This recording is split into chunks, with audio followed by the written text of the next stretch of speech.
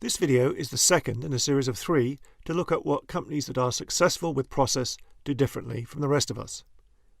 In this one, we'll look at the people side of process. Process is about people as much as it is about procedure. At its core, defining process means spelling out what people are expected to do in their work.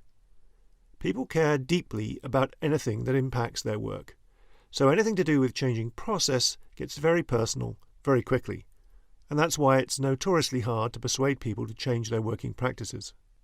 What is notable in companies where there are well-established and successful process improvement programs is that they have somehow made change an accepted part of the working day. So how do they manage the paradox of making change normal? The secret sauce is involvement. What you'll find is that the changes are being generated and implemented by the people doing the work. If the team members are the ones deciding what changes to make, then not only are those changes better informed by the direct experience of people using them, but they are much more likely to be adopted and refined. But the team is only one part of the equation. There's also the team leader. In many organizations, the role of the team leader is often that of the traditional boss. The boss expects to be the kind of person who directs what is going to happen, and that runs counter to the idea that the team should be solving their own problems.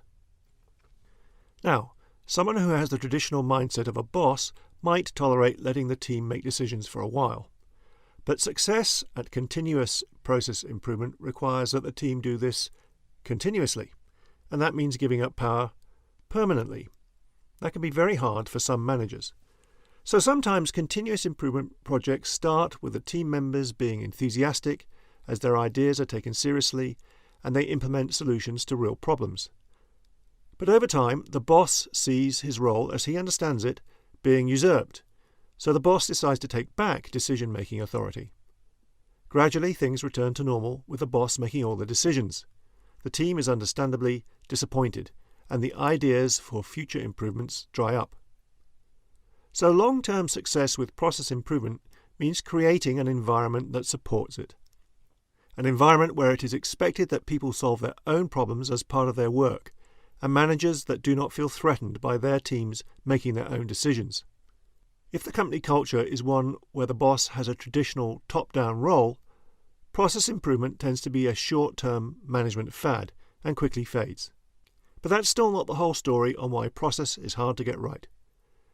We also have to deal with the fact that process is not always easy to reduce to a set procedure.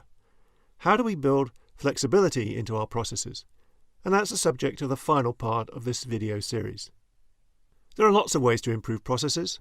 You can find out more by watching other videos in this series. You can get them on my website, theprocessconsultant.com. Thanks for watching.